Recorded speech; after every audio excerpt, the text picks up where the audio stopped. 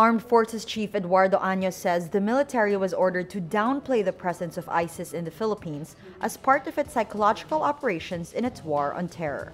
Año said this in his affidavit quoted by Solicitor General Jose Calida in a memorandum submitted to the Supreme Court Monday. He said, quote, "This is so as not to give them recognition and fan the flames of rebellion." The AFP chief was referring to the repeated statements of AFP Public Affairs Office Chief Marine Colonel Edgar Arevalo on May 24 that the military was in full control of the situation of the siege in Marawi City.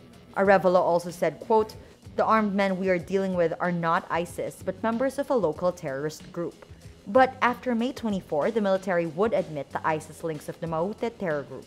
This would become the main defense of the government for the sufficient factual basis of President Rodrigo Duterte's declaration of martial law in Mindanao. Año also said the statements downplaying ISIS's presence in the country were made to encourage foreign investments and maintain confidence in the Philippine economy. Calida says this is a part of the military's psychological operations in its war against terrorists to mislead, intimidate, demoralize, or otherwise influence the thinking or behavior of an opponent. He adds, Arevalo's statements quoted by news reports and used by petitioners against the government are not valid because they were just part of the so-called Psy-War. Justice Secretary Vitaliano Aguirre says he has nothing to do with his department's resolution downgrading the charges against policemen involved in the killing of Aguirre Mayor Rolando Espinosa Sr. The DOJ earlier downgraded the charges against the cops from murder to homicide. Aguirre says, quote, "I was not the one who wrote it. I was not the one who signed it." He also denies having any hand in the drafting of the resolution. The DOJ resolution that downgraded the charges was signed by Justice Undersecretary Reynante Orseo on June 2. Senators denounced the DOJ for the move, which contradicts the Senate probe's findings that the cops should be charged with murder. After the downgrade, former Criminal Investigation and Detection Group Region 8 Chief Marvin Marcos and his 18 co-accused walked free after posting bail on June 16. The Court of Appeals is asking the House of Representatives to reconsider its show cause order issued Tuesday to CA justices. Chief Justice Maria Lourdes Sereno and CA Presiding Justice Andres Reyes, in a joint statement Wednesday, say, quote, "It is our hope that the House of Representatives reconsider its order and that it instead avail of all legal remedies that are provided to it under the Constitution, the law, and the rules of court." The House is asking CA justices to explain why they should not be held in contempt for ordering the release of Ilocos Norte officials. The House detained 6 Ilocos Norte officials accused of being uncooperative in a probe into the province's alleged misuse of tobacco funds amounting to 66.45 million pesos.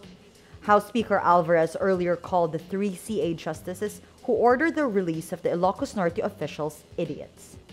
He also threatened to pass a law that would abolish the appellate court. Sereno and Andres say, quote, "We note that the House of Representatives is not without any speedy legal remedy that is consistent with the separation of powers should it disagree with the action of the Court of Appeals, such as an appeal." Sereno and Reyes add that they have deep concerns over the show cause order because of its implications on separation of power and judicial independence.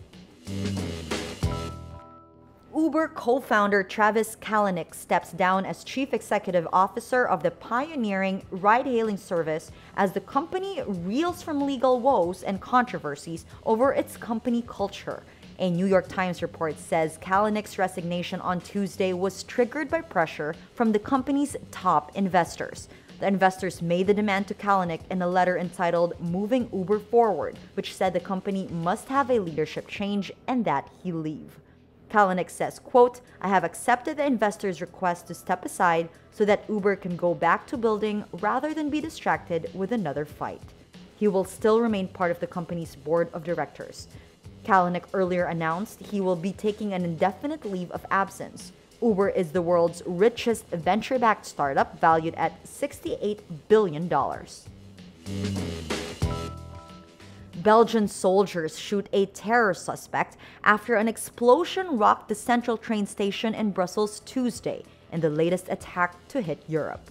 Witnesses say the suspect shouted "Allahu Akbar," or "God is greatest," before triggering the blast, with local media saying the individual activated an explosive belt. No casualties are reported. Belgian authorities say the attack could have been much worse because the big explosion did not happen. The blast in Belgium comes after a man mowed down Muslims near a mosque in London, and a radical Islamist on a terror watch list rammed a car laden with weapons into a police vehicle in Paris. Brussels has been on high alert since suicide bombers struck the city's airport and metro in March 2016, killing 32 people and injuring hundreds more.